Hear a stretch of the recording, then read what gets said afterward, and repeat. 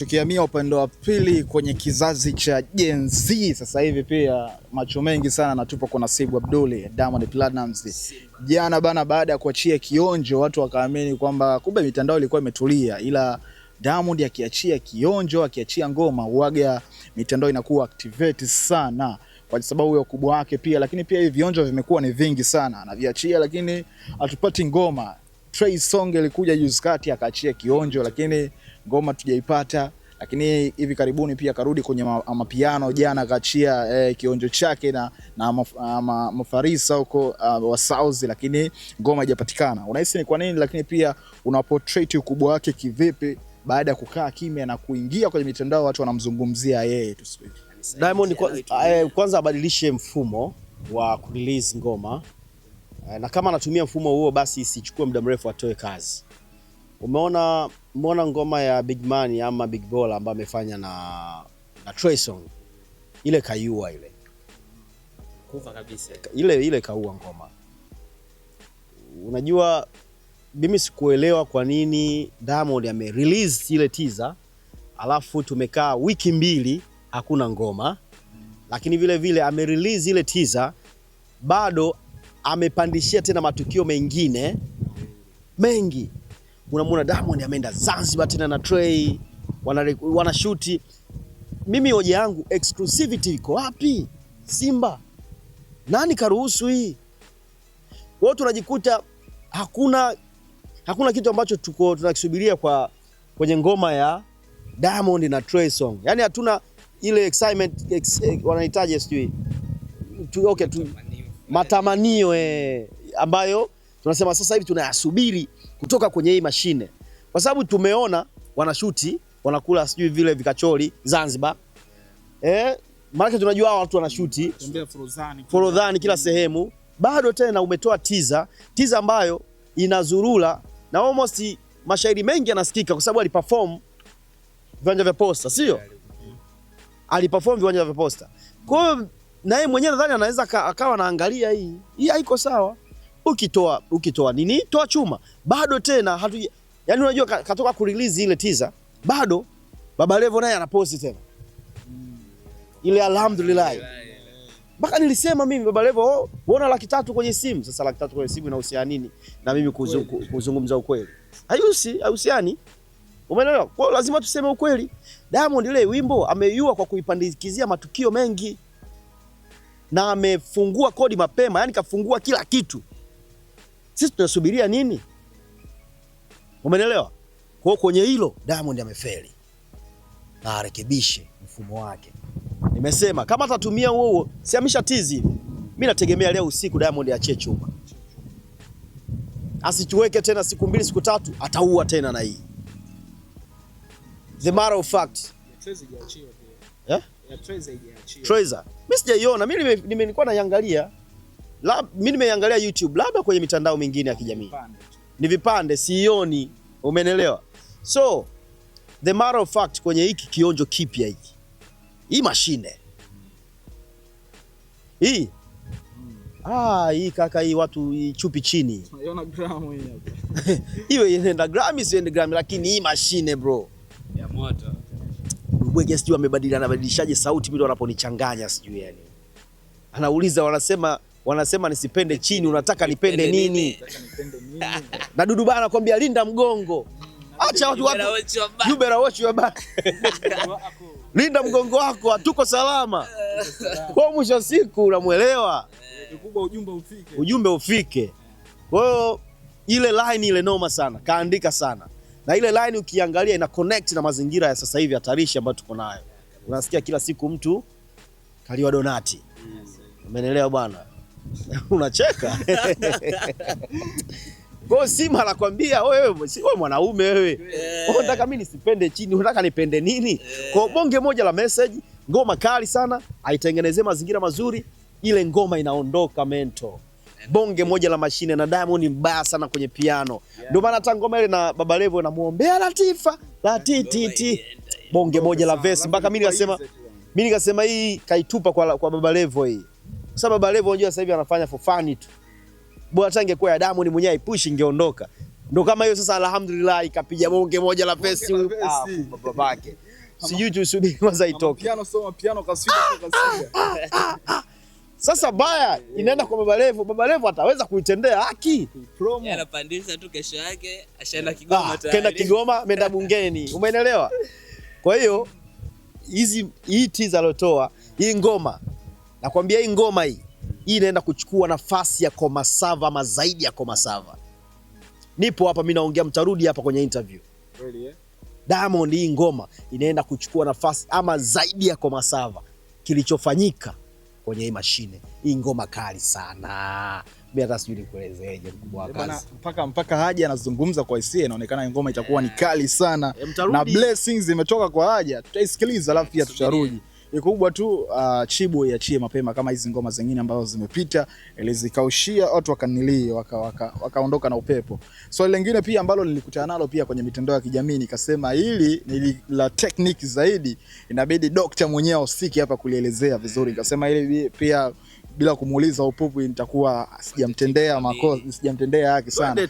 Bana, kuna maswali kwenye mitandao ya kijamii wanasema kwamba baada ya Mbosso kutoka WCB au baada ya Mbosso alivyokuwa WCB, kuna namna alikuwa anaimba muziki wake kawaida, lakini kama kuna kipaji fulani ambacho alikificha, pengine hata bosi wake alikuwa fahamu, lakini baada ya kutoka tumemwona Mbosso amebadilika sasa hivi, amekuja na sound mpya, lakini pia amekuja na midondoko mpya. Watu wakajiuliza kwamba ina maana kwamba Mbosso kipindi ambacho yuko WCB hajakiportray kipaji chake ambacho sasa hivi tunaona anaachia back to back, Bukujero zinaondoka, sound nyingine tofauti.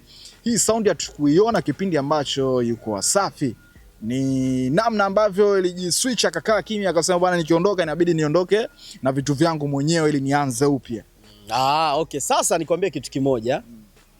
Mbosso talent yake ni kubwa sana. Mbosso alikuwa anafanya kazi na WCB, sio? Kwenye record label ama sehemu yoyote ile kunakuwa na rules zao, ethics zao. Sasa hivi muamuzi mkuu wa ngoma ipi iende, mkuu ni yeye mwenyewe. Wengine watachangia tu mawazo. Alivyokuwa WCB, muamuzi mkuu ilikuwa record label, huenda Diamond ama timu nzima ya WCB. Kwa hiyo kama nyinyi mnaona baada ya Mbosso kutoka WCB sasa hivi anaachia mawe noma, maana yake ni kwamba WCB walikuwa wanaminya talent ya mwana.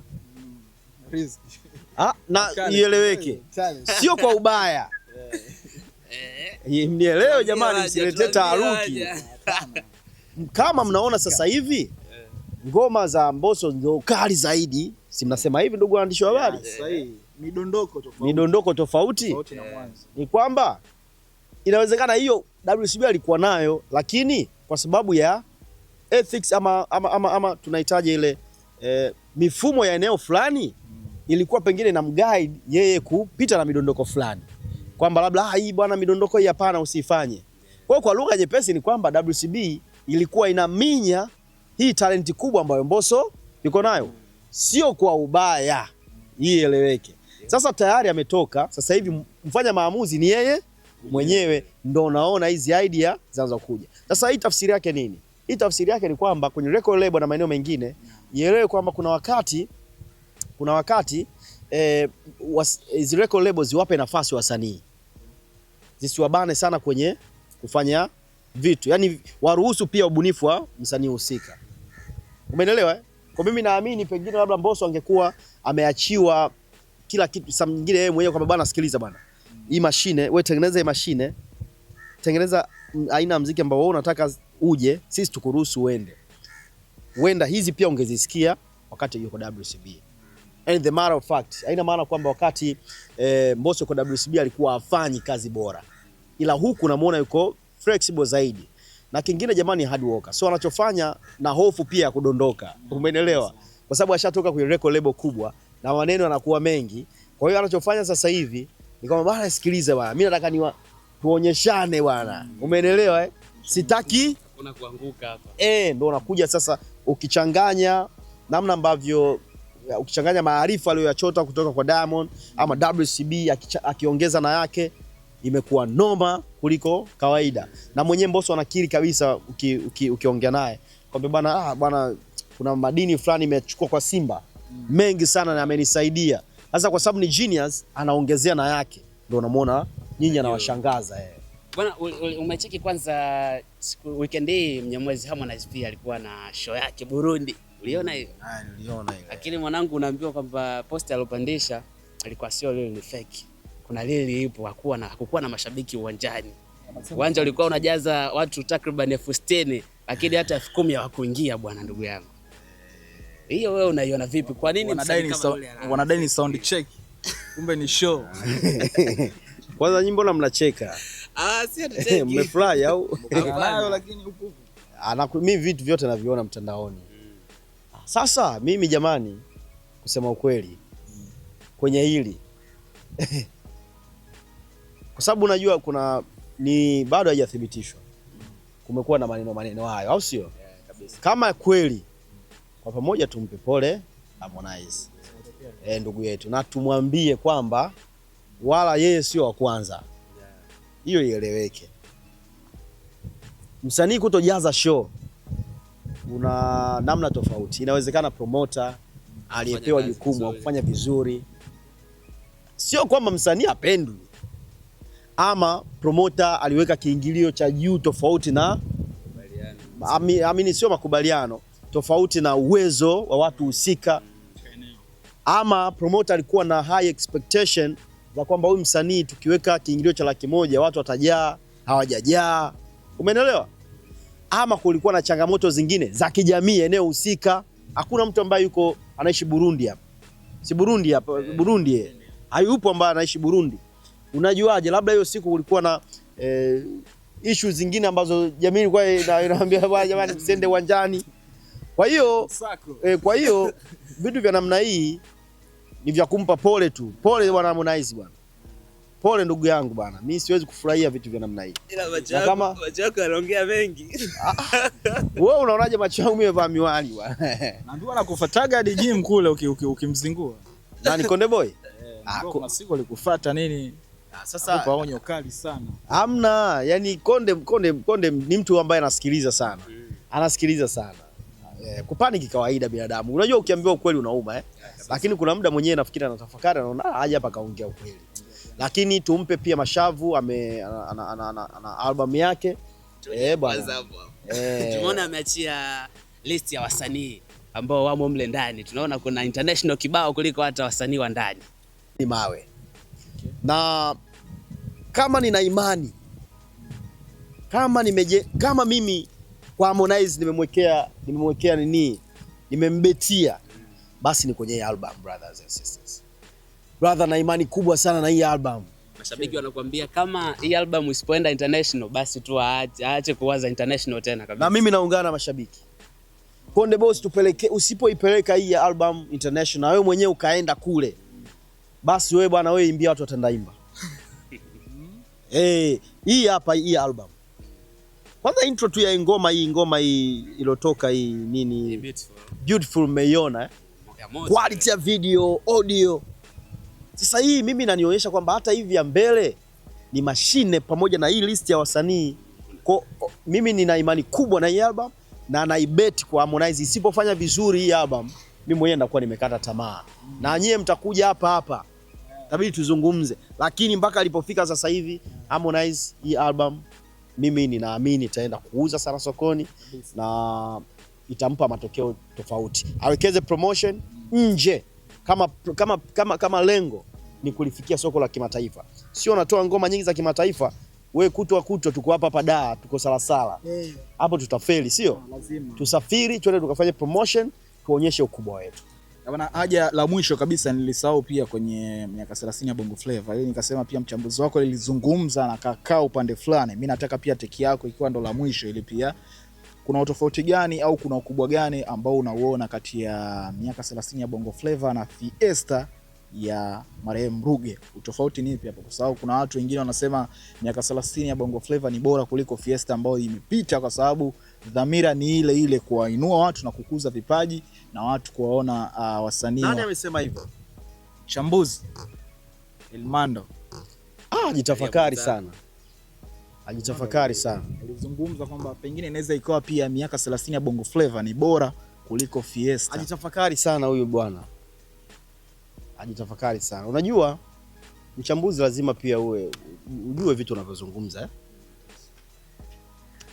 Mimi nashiriki miaka 30 ya Bongo Flava, lakini there is no way naweza nikadogosha ama disrespect kitu ambacho kimefanyika alichokuwa amekifanya Ruge Mutahaba brother. Ni nonsense. Nonsense bro. Brother, Fiesta ilikuwa ina activities nyingi bro. Fiesta imechochea watu kuwapata wasanii wapya nchini Tanzania. Hayo sio masupa nyota. Fiesta ilikuwa ina vitu, sio tu performance, sio tu elimu kama ambavyo Bongo Flava inatolewa. Walikuwa wanachukua watu wapya. Miaka 30 ya Bongo Flava ipo kuheshimisha kiwanda, ipo kuheshimisha wachonga misingi, sio kuzalisha talenti mpya. Na ndio maana uoni hata msanii mmoja mpya anapanda kwenye stage. Ni wale kwamba jamani, mlipotufikisha tunawashukuru. Unakuja unafanisha na Fiesta? Serious? Kila tamasha lipewe credit yake. Yaani sio lazima vitu tufanyie comparison. It make no sense brother. Yaani wewe usifanye tu ili mradi upate comment mchambuzi. Aibu, tunatiana aibu. Wewe elezea mazuri ya Bongo Flava. Mimi si nimesema Madi amekuja kuwaheshimisha wasanii wa zamani ambao wengi walikuwa choka mbaya. Wenyewe ukikaa nao wanasema bro, wanamshukuru Madi vibaya mno na Fidikiu na Butale. Walikuwa wapati hela, at least sasa hivi wanazunga kwenye kwa 3 4 wanapata hela. Wanarudisha hizo memories za zamani. Fiesta ilikuwa ina vitu vingi, wanatangulia mkoani mapema, kuna kitu kinaitwa sijui fursa, vijana mpaka kwenye mavyuo, sio? Walikuwa wanaenda wanatoa elimu kuhusu vijana, matumizi sijui madawa, kutafuta talenti mpya. Wakina nani hawa? Nani Young D kutoka kwenye mashindano, sio? Na wasanii wengine. Ruge alifanya kazi kubwa.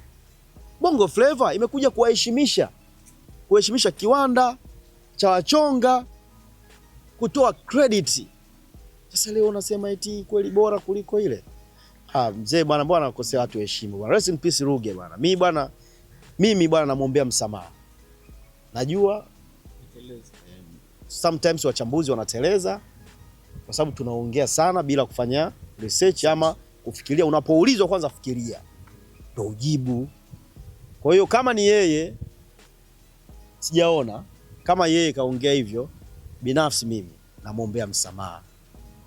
Niliona andiko sehemu, sasa sikujua kama ni yeye ndo ameongea. Wanasema bwana, miaka 30 sijui na Fiesta unafananishaje na nini? Usizue tu taharuki ambazo zitakushusha wewe mchambuzi. Mchambuzi sasa hivi tunaaminika kwenye taifa hili. So lazima tuitunze hiyo heshima.